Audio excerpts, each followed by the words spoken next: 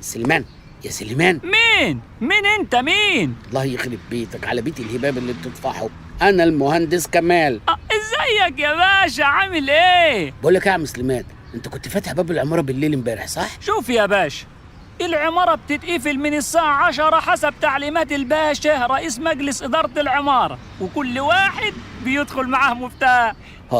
يعني محدش دخل العماره بالليل امبارح الساعه 3 الفجر كده؟ لا دي مستحيل يا باشا، مستحيل. سيبني بقى أكمل الحجر عشان انت فوقتني. ماشي يا عم سليمان، ماشي كمل الحجر.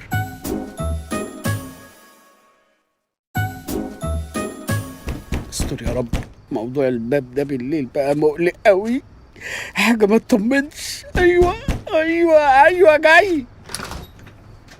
ازيك يا كمال؟ انت تاني؟ عملت ايه في اللي انا طلبته منك؟ يا عم حل عني بقى، ابوس ايدك، ابعد عني. انت ايه اللي فكرك بيا اصلا؟ بحبك يا حفيدي. يا عم حب حد غيري، ابوس ايدك، ابعد عني بقى ماشي؟ اسمع يا كمال، انت دورت على سعيد السعيد؟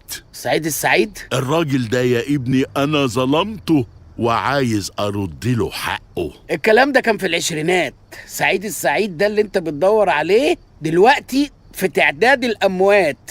روح دور عليه عند الاموات، ها؟ مش انا بقى هدور عليه عند الاحياء. مش لاقيه، لفيت عليه كل الطرب والحواش مش لاقيه. ساعدني يا ابني، ساعدني يا كمال، انا بتعذب بجد. حاضر يا جدي، حاضر. هروح ادور على الاستاذ سعيد السعيد واشوفه. حاضر، لما اشوف اخرتها ايه معاك يا جدي. ابويا شقيقي.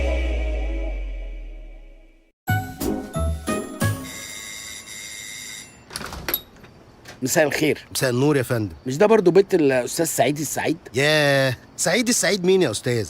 حضرتك ده كان راجل عايش هنا في الثلاثينات. 30 ايه يا استاذ؟ انت عارف احنا سنة كام دلوقتي؟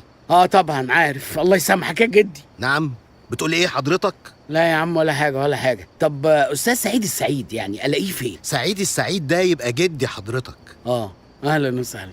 ازاي حضرتك؟ جد حضرتك يعني فين بقى؟ جدي طفش من زمان من وابويا عيل صغير. يعني جدك مات ولا عايش؟ ولا حد يعرف عنه حاجة اصلا. طب ما تعرفش اراضيه فين؟ ناس بتقول مات في العراق، وناس تانية بيقولوا مات في الكويت، وناس تالتة بيقولوا مات في البحرين. بحرين ايه يا استاذ؟ يا عم هي جت على البحرين، ما يموت في اي حتة بقى. المهم الاقي جدك فين. وانت تعرف جدي منين؟ يا عم لازم اوصل له باي طريقة، ما تنهدش معايا. بقول لك ايه، تعالى هنا وقول لي انت حكايتك ايه. انت عمال تسألني. انت مين يا عم؟ انت مين؟